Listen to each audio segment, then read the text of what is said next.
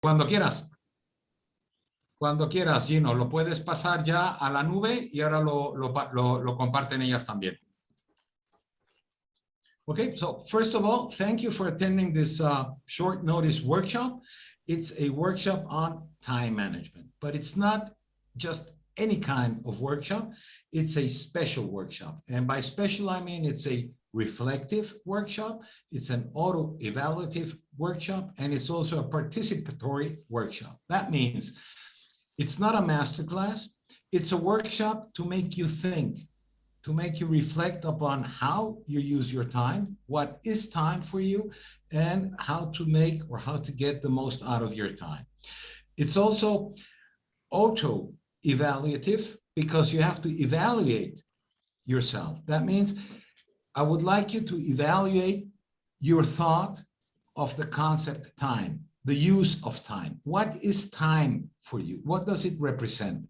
And participatory because you have to actually participate with your thoughts and with your actions. And just as any workshop or any knowledge, if you don't apply it, it won't do you any good. So with time management, especially with time management, this plays a major role.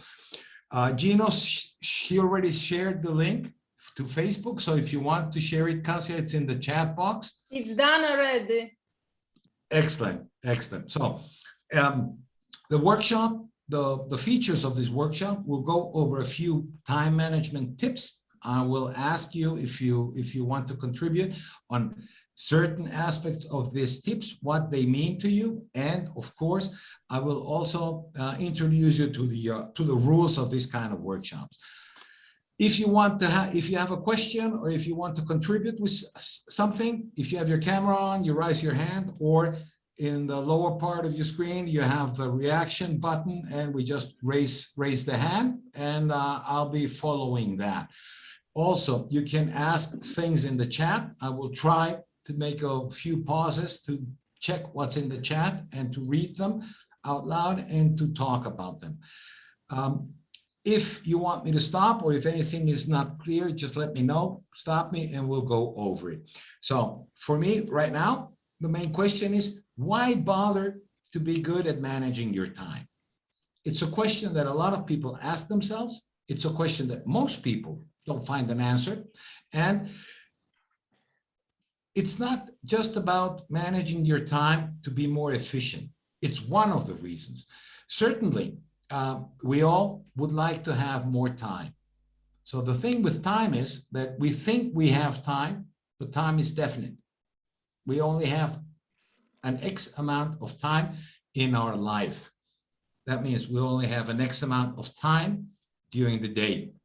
So we have to manage our time. Time is life. And as I posted today on Facebook, it's a quote from Benjamin Franklin, which means that time is made up of our own life.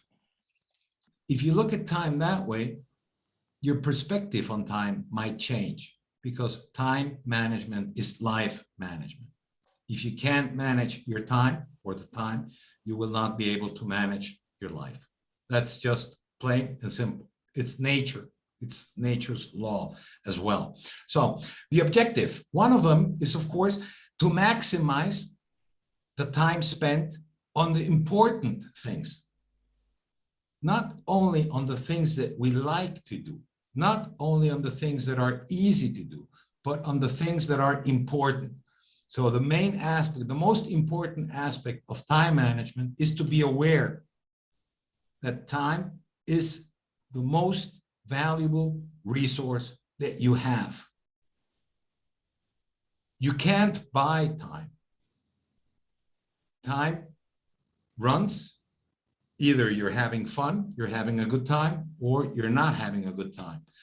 Time, the clock ticks, no matter if you're being productive or if you're being unproductive. Time ticks and time goes on, no matter if you're procrastinating or if you're being efficient. Time doesn't care and it doesn't matter, but it matters in your life. So that's one of the things that I want you to think about. It's like, yeah, time doesn't care what you do with it. Time is there for you. to take advantage of it. So does anybody here ever have the notion or the thought, the feeling that you're losing time, you're wasting time, you're spending time? Yes, no, maybe? You can raise your hand if you feel like that. Yes, okay. Marianne, in the Philippines, I think time in the Philippines is also a cultural thing. In the East and the West, the concept of time changes. Even though their hours have 60 minutes, the days have just about 1,500 minutes. I think it's 1,440 minutes in a day. But the way they use time, the way we use time, we think about time, changes. So it's not natural. Time is not a natural construct. Time is an invention of mankind. It's kind of aligned with nature, but it takes something and divides it into certain chunks. And all of a sudden, if you think about your time management, most of the times what you have to confront is a task or something that you want to do or that you have to do, and time. Time is not flexible. An hour has 60 minutes. A minute has 60 seconds, and a day has 24 hours. But a task or a joyful experience is not linked to the time. It's time independent. So it doesn't depend on the time. It depends on you, and you don't depend on the time. So that's one of the main things that I want you to get out of this workshop, to rethink and reframe your conception of time, your own thinking about time. One of the other things, one of the key aspects of time management is to gain or to have, let's say have, because we can't gain and we can't buy time, but to have more time or the most time possible for the things that are the most important to us, so that we don't spend time doing less important things, minor things that are just time robbers. So I want you to ask, I want you to write down, it only takes you a minute, 5 to 10 things that you would do if you knew exactly that you had more time. And maybe do another exercise of thinking, how much time do I need to do those things? These can be daily things, this can be weekly things, this can be monthly things, and this can be yearly things, or even further, 5-year plan, 10-year plan, or a life plan. Because we don't know how much time we have in life. So you have to use your time wisely. You have to be aware of the time. So that means we need to have long-term goals, a long-term perspective of time and our life. We have to have a mid-term perspective, and we have to have a short-term perspective. And not the other way around. Most of the people plan and manage their time on a short-term basis, on a day-to-day basis, which makes kind of sense because we live today, we live now. And that's one of the main things why people can't live in the moment, because they're caught up in their past and they're caught up in their future. In a future that they haven't planned, that they don't plan, caught up in a past that they didn't plan, but it just happened. So they find themselves today with no time, with the sensation, with a feeling of lack of time. You don't lack time. Most of the times, it's not a matter of lacking time. It's a matter of having or thinking that you have too much to do. And that has to do with your planning, with your perspective, with your perception of time. We want to have it all now. but you can't have it now. So in order to have time, to win time, you have to take your time and plan.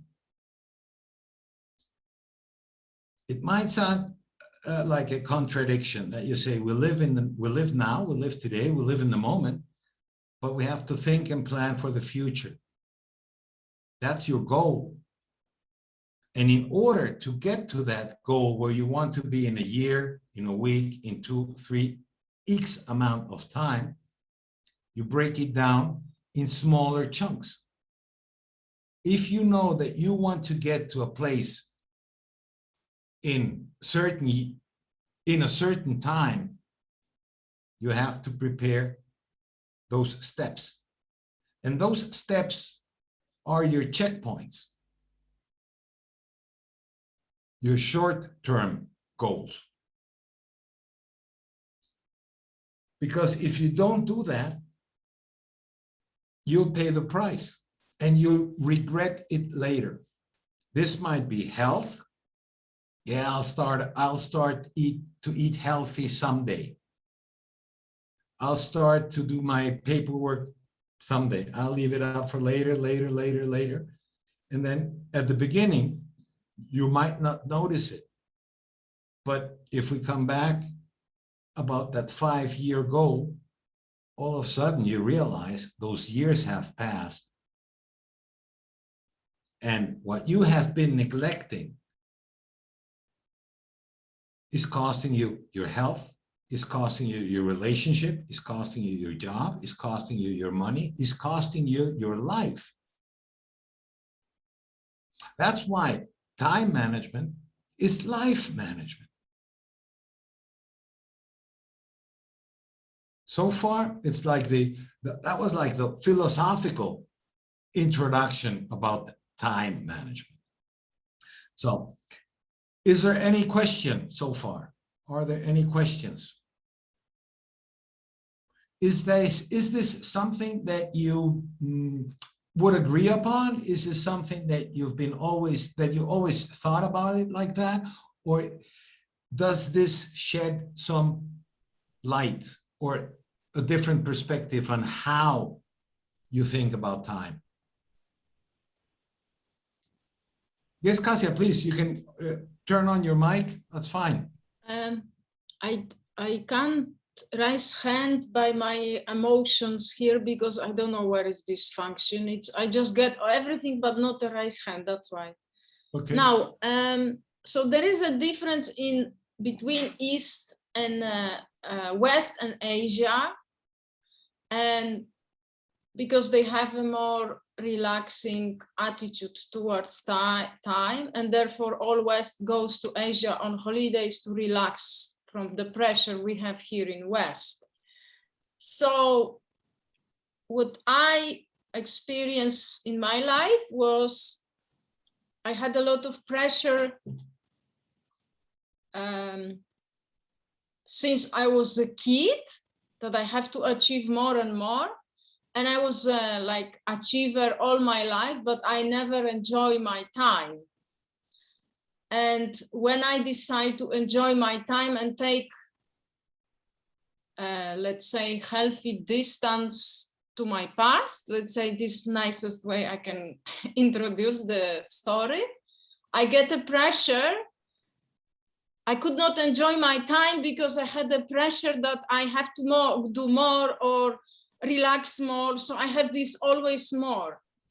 And once I realized, okay, you've done everything you could do with the tools and knowledge and awareness you had it at that time. And now it's a different time. But I see that in Western Europe, also my native Poland country, they go also more to Western Europe than people in Asia, which I'm a little bit, I can't say I am jealous of their concept of time, but I like to adapt something to my life and not have this pressure anymore. And even if people are pressed around me for time, for more, because they want more money, they want more time, they want because in the end, we all finish the same. So we all die. I mean, I don't want to be negative, but it's what we do with this time, you know? And yesterday I give myself workshop to asylum seekers, giving them show them how to make a little bracelet, and it was 2 hours and it passed like 5 minutes and I had so much time. I mean, I had so much fun and I thought it was only 5 minutes. So what I'm looking for myself, it's to make a little bit more fun.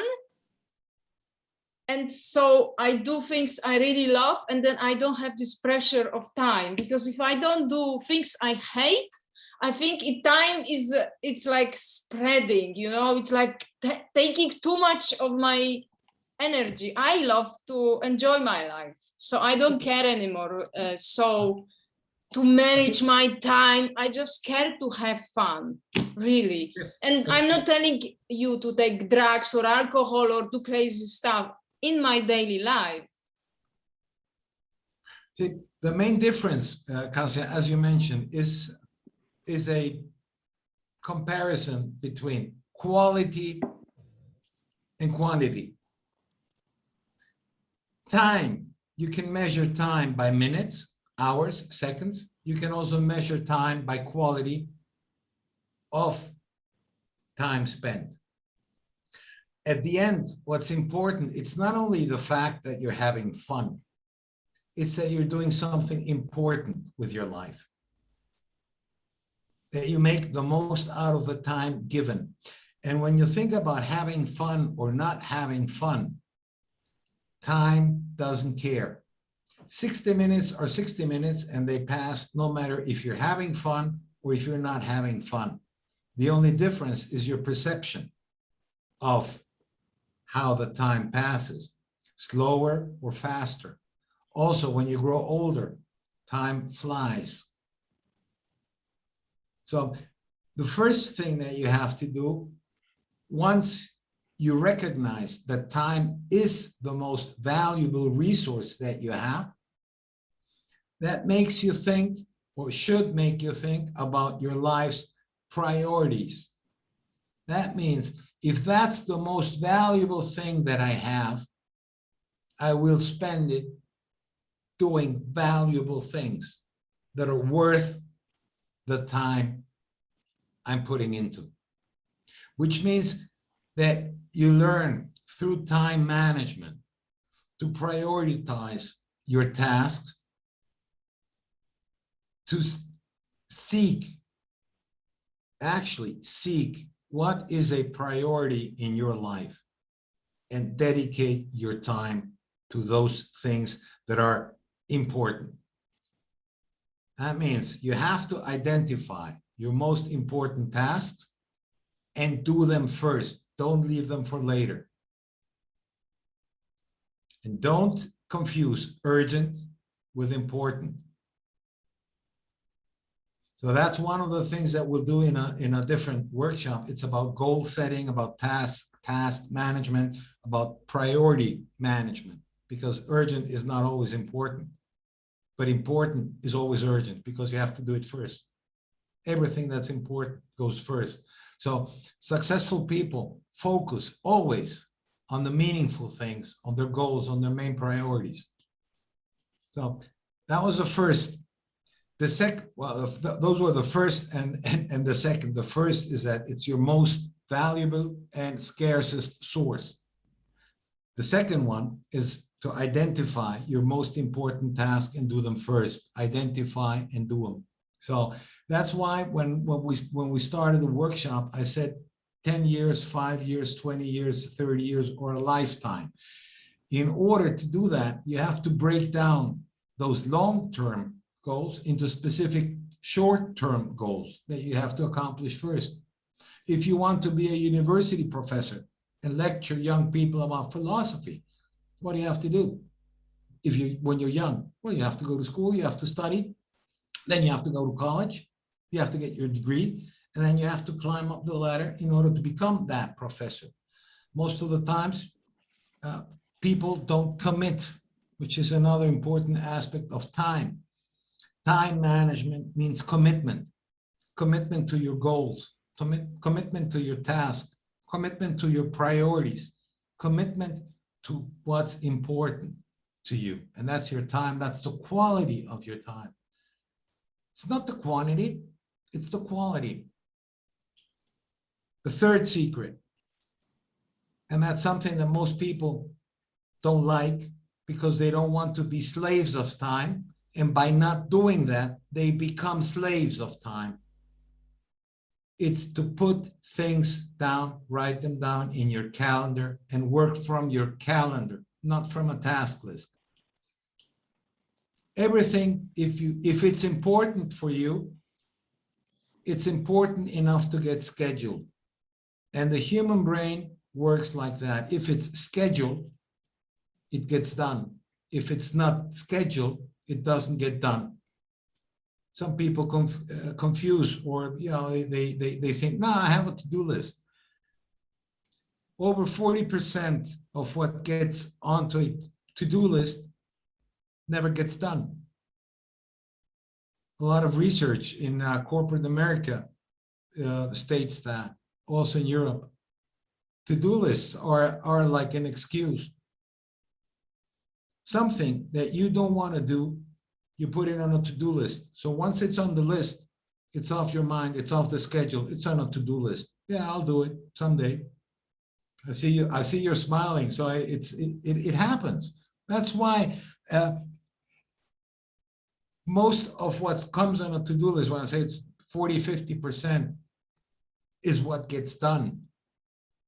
What you write in your agenda, what you schedule in your calendar, the accomplishment rate is a lot higher, between 85 and 95%. So it's a huge difference. So that's one of the things. I think that's one of the main takeaways of time management is schedule it, put it on the agenda, put it on your calendar, and you'll get it done, because you make sure to make time what's on your calendar, because on your calendar come the important things. Tip number 4, avoid procrastination. Everybody talks on how to avoid procrastination. Nobody has the golden rule. Nobody has a pill against procrastination. But commitment, truly commit to something, will help you beat procrastination. Because if you commit to something, even if you don't want to do it, if you committed to it, if you give your word to it, if you give yourself your word, you will do it. That's true commitment. The next one, that's something that you probably all have experienced yourselves. Have you ever worked through your to-do list and finished what you had? Yes, no, maybe, yes. So what happens? There's always more to do. That's the funny thing about it. There will always be more to do. Always. How do you beat that? You accept the limitations. You accept your own limitations and you accept your priorities. You can't do everything, because everything will never end. So you draw the line according to your goals, to your priorities, and according to your capabilities. And in this sense, it's not only your capabilities, your personal capabilities, it's the time constraints that we have. The same happens with nature. A day has 24 hours. Yes. There's certain things we cannot do. So that's why your priorities are the ones that need to get done.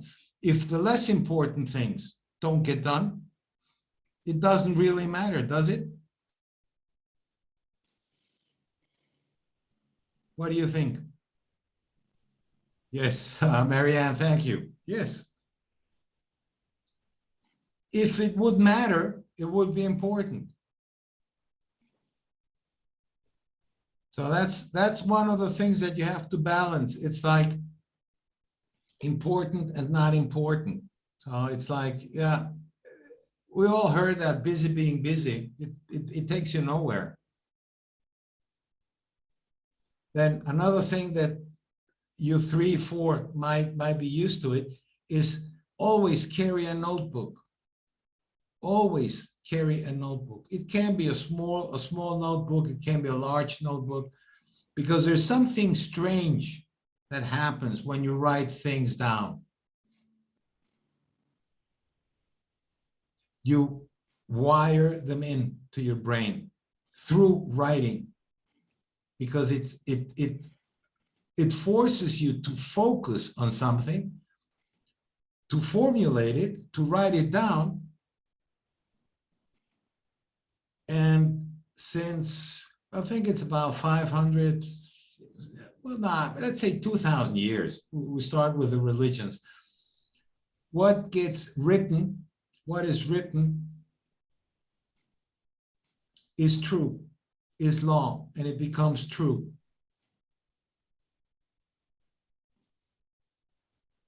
There are a lot of sayings in mostly all of the languages about the written word, about the importance of the written word, about the power of the written word.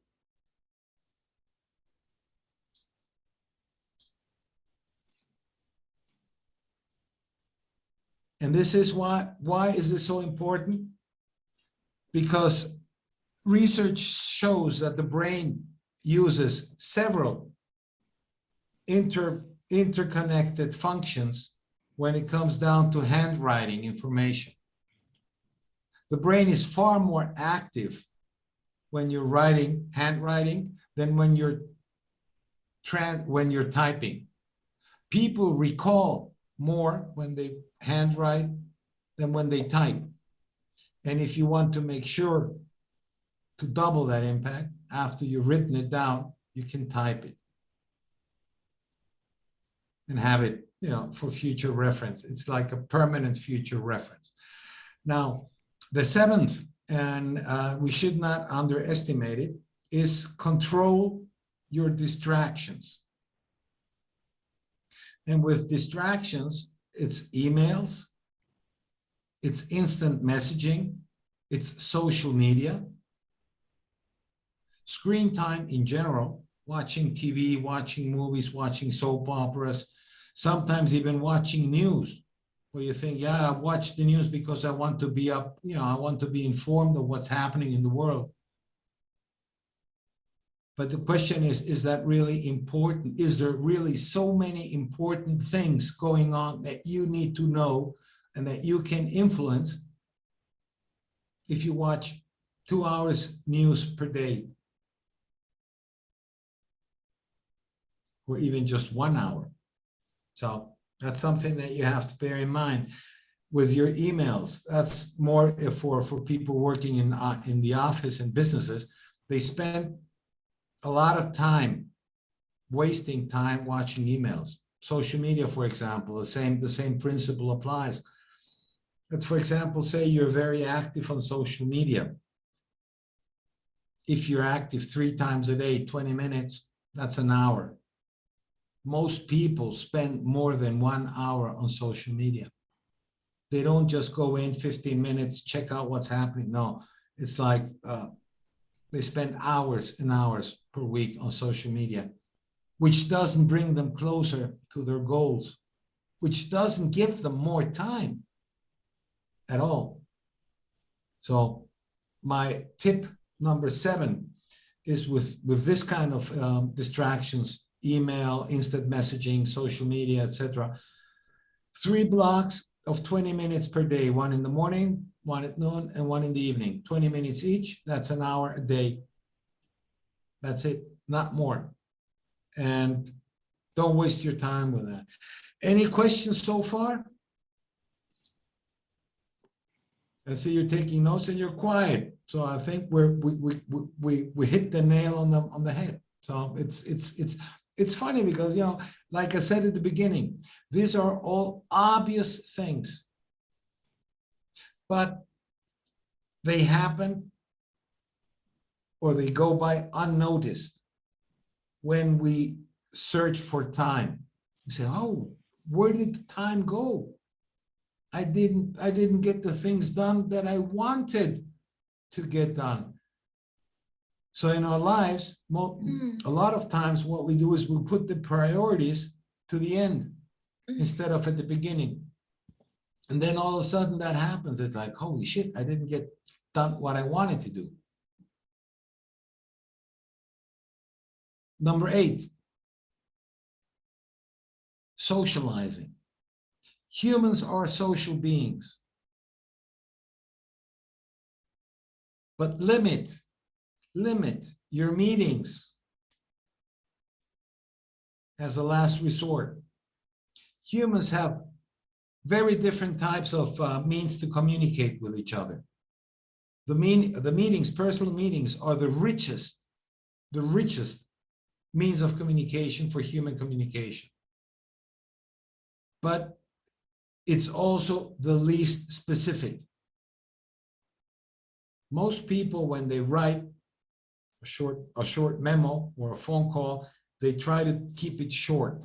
But with a meeting, it's like, nah, we indulge in talking. We indulge in asking of other things because it's a human need.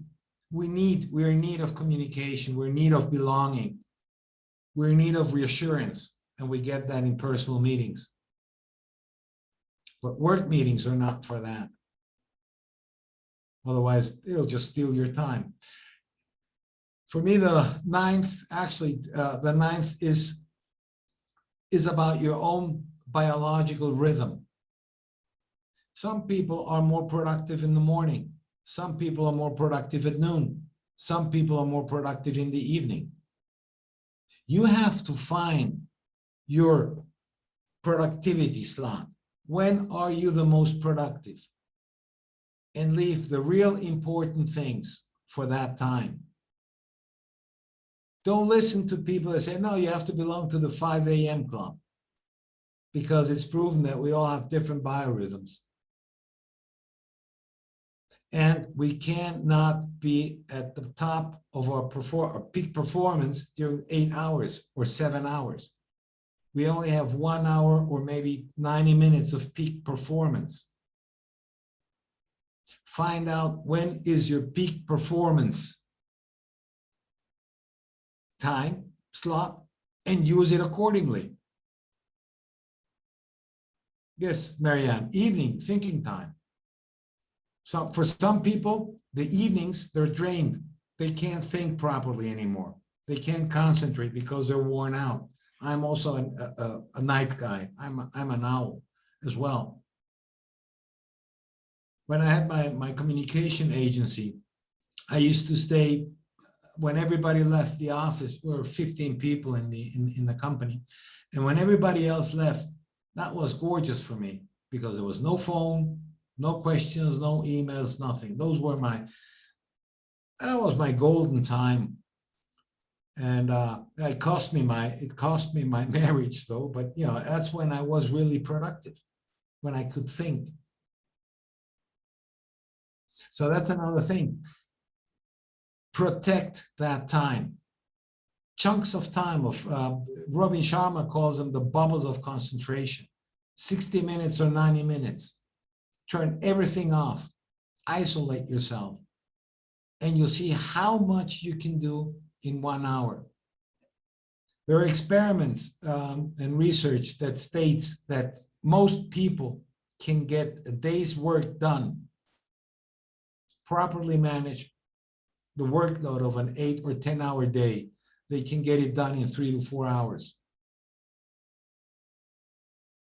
So that means if you achieve that, it takes some discipline and commitment.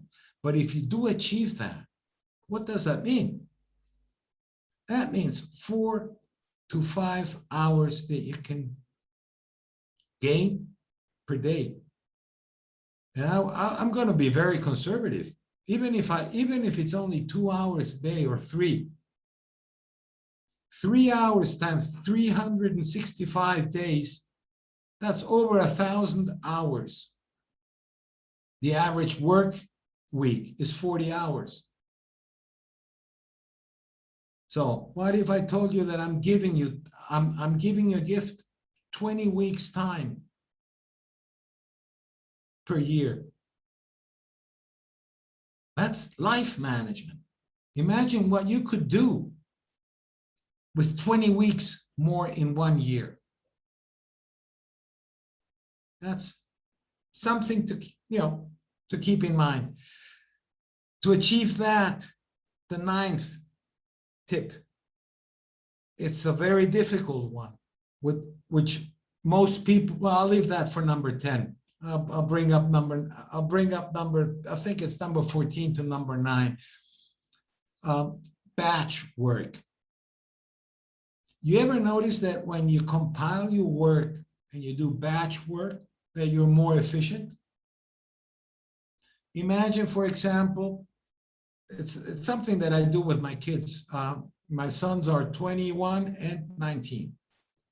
When I watch them wash the dishes, it takes them a lot longer because they don't take the time to prepare the work to gain time. So you take one dish, you clean it, you rinse it, you put it to dry. And they do that with 6 or 10. If you do batch work, it takes you a little bit longer at the beginning because you prepared your work, but then every plate, every dish takes less time. And at the end, what you're saving is 15 minutes here, 30 minutes there, sometimes even an hour. And that's how you achieve to gain or to save, regain, conquer that much time. So that means that you have to observe and analyze your workflow. Is it optimized time-wise, effort-wise, or not? So let's say, for example, you have one activity per day that you can steal 15 minutes. That's 100 hours per year. That's more than 2 weeks' time. And we're only talking 15 minutes per day. That's a lot of time that you get to spend with something that's really important. So that was number 9. Number 10, I'll give you a bonus one. I'll put number 10 as number 11. I would like to finish with number 11. You've all heard about the Pareto principle. There's a rule, 80-20 rule, with 20% of our effort, we get 80% of our achievements. And with time, we can almost say the same. If you make an inventory on what you spend your time on a daily basis, most people only spend 20% of their valuable time, their most valuable asset, on the real important things. And 80% goes down the drain, is wasted, or is not aligned with their values, with their goals, with what they truly want to achieve, not just today, not tomorrow, not for next week, but on a long term. And that's very important. I mean, it takes time to analyze that. It takes time to become aware of that. But it's worth the time. It seems at the beginning that it's a waste of time because it seems that it's not as productive as doing, but it prepares the ground for you to save a lot more time.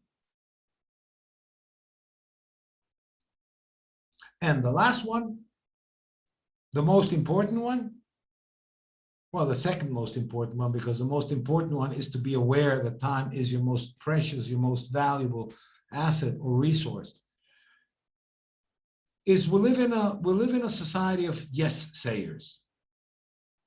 We are being brought up to say yes. We're educated to say yes.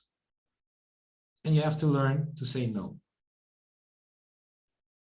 That's the second most important aspect or tip for time management. Learn to say no to whatever is not important, to whatever is not a priority. That's a very important aspect, and people are afraid. People simply don't know how to say no. They feel uncomfortable by saying no. They feel that they're doing a disservice to others if they say no. But in fact, they're doing themselves a disservice by not saying no. And that's a very tough one,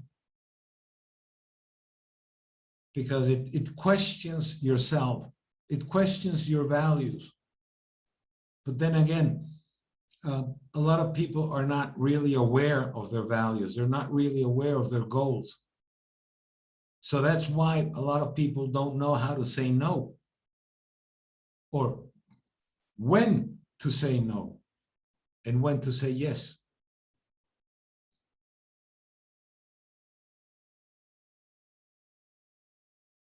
So those were basically 11 tips out of hundreds that there are. And I would really encourage you to read about time management.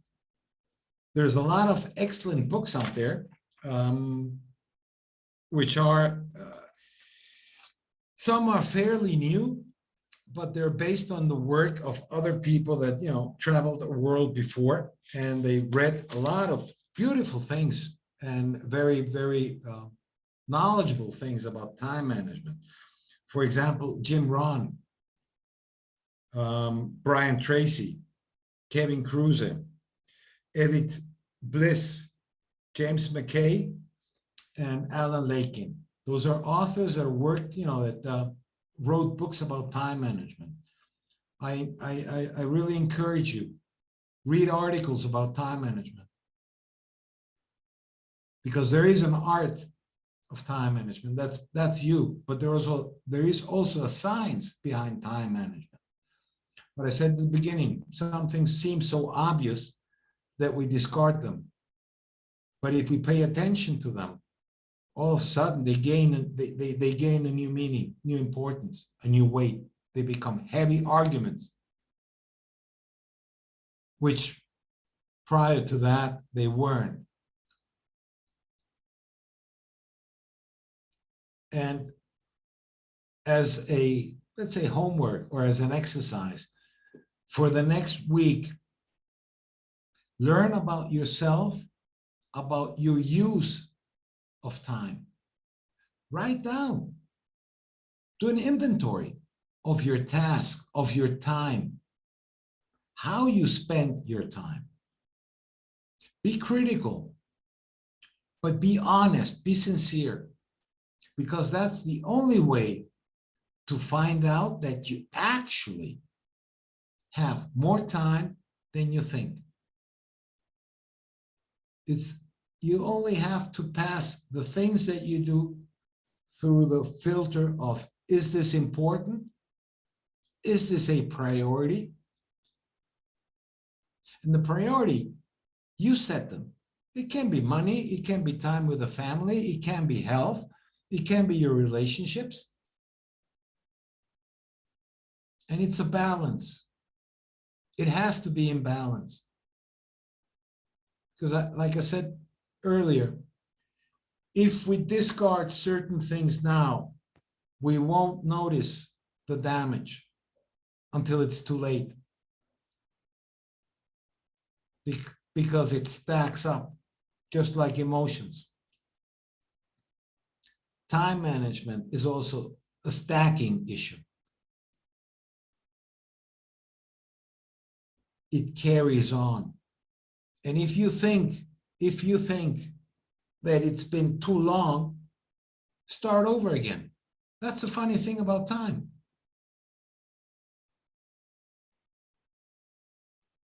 It's never too late to stop, regroup, restart. But it takes time, yes. And in a society where we always have to be busy, where we can't take it slow, we're not being encouraged to stop, analyze, think, make a plan, and then go for it. Yes, Kasia, please.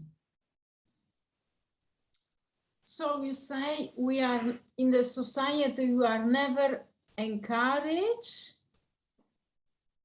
to stop, to regroup, to restart. Yes, because we don't want to start from zero, and because we have pressure of time. And that's what I'm trying to do in my life. I wanted to start from zero, and it's very inconvenient, extremely inconvenient, because you don't know what you don't know. And when you are in the unknown ground, it's like, oh my goodness, am I having good time? No, I don't. I want to the other part, to the past, to the old. And the old was not good, yes, but it was known. And the rearrange and regroup and restart is unknown. And this is what is scary, because unknown looks like takes 10,000 hours to achieve something, for instance. It's very scary. Yes, but it all starts with setting your priorities, knowing what you want to do, then planning, taking a look at 20 years from now, 5 years from now, whatever your time perspective allows you to. And then you reverse engineer it. You deconstruct it to see, okay, is this realistic? Can I really achieve this? Because then all of a sudden you might find out, well, I want to do blah, blah, blah, blah, blah, and you find out, oh, for that I would need 50 years, but I only have 10. And that's when we have to accept our limitations and say, well, I only have 10, but I will make out the best of those 10. And if you really take advantage of that time, of those 10, you'll find out that you've done 5 times, 10 times more than you did in the last 10. So that's the secret. It helps you both ways. It helps you to identify your limitations, but it helps you also to identify shortcuts, capabilities, opportunities, and it helps you also to identify, maybe take a different way, maybe change the goal.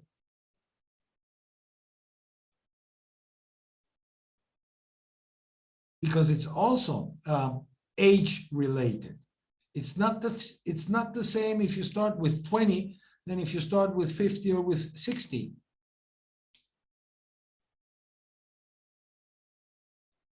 But people, when they start, they realize all of a sudden in 5 years I've done more than I did in 20 years. So time, and that's what I said at the beginning of the when I posted for the workshop. Time is absolute and relative at the same time.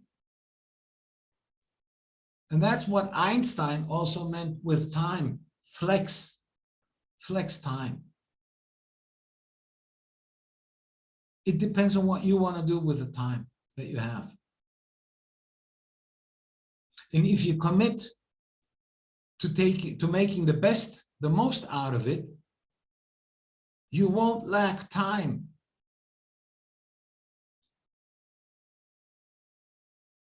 Because you'll be doing what you want to do for the reasons that you want to do it, and you won't miss time.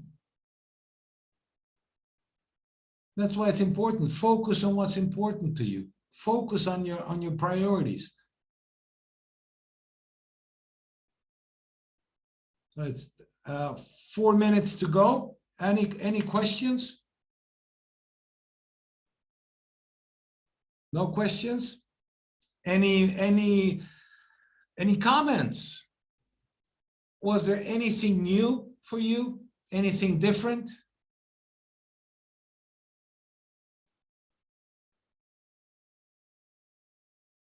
See, sometimes things don't have to be new. It's just a shift of perspective, of point of view. And all of a sudden, old things appear in a brand new light, appear completely different. Yes, Kasia. I mean, I have a table to schedule my weekly tasks, so I plan it for a week. But I think I missed the long-term objective, you know? Yes.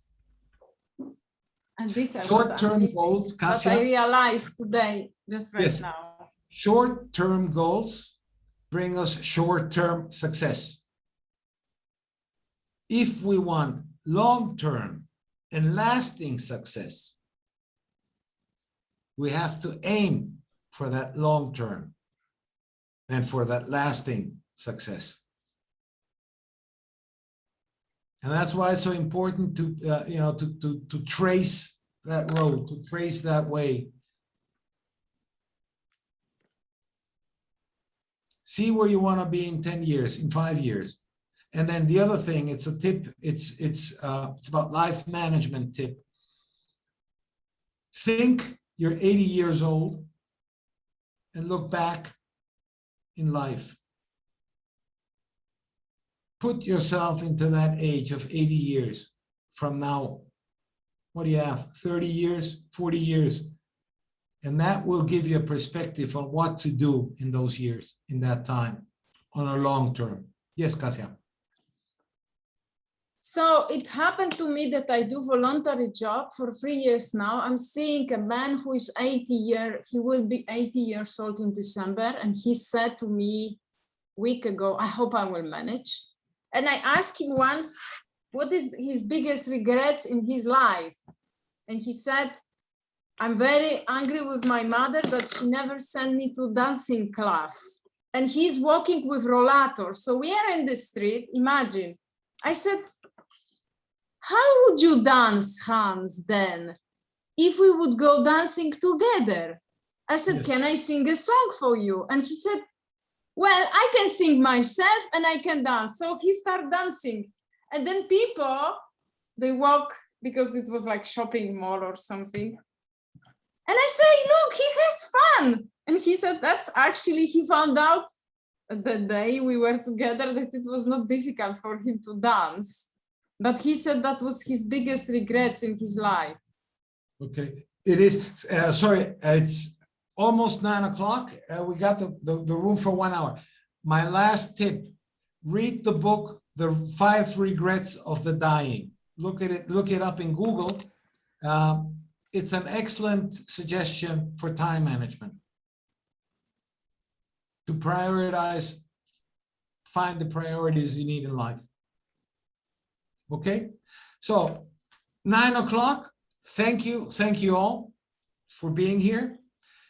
If you like the workshop, I'd appreciate a nice testimonial anywhere on the event. That'd be awesome, because it helps us all to grow. And I hope to see you soon. I'll be scheduling 12 different workshops, which is a mini self-development and self-growth program divided in 12 chapters. That'll be 12 workshops, 12 weeks, 3 months. So I'll probably post that mid-September. Okay, so thank you so much. Enjoy your evening, and I hope to see you next time. Thank you all. Bye-bye.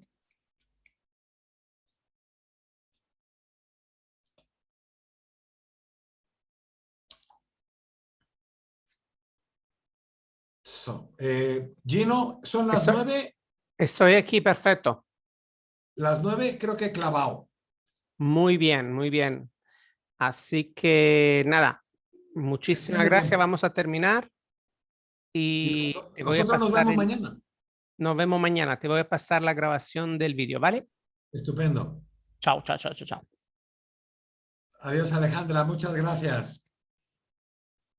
Chao, gracias a ti. Ya hablamos también mañana. Vale. Vale, muchas Chao, gracias. Un chao. beso. Chao, Bernard. Chao, Alejandra. Chao, chao. Chao, chao, Gino. Chao, chao.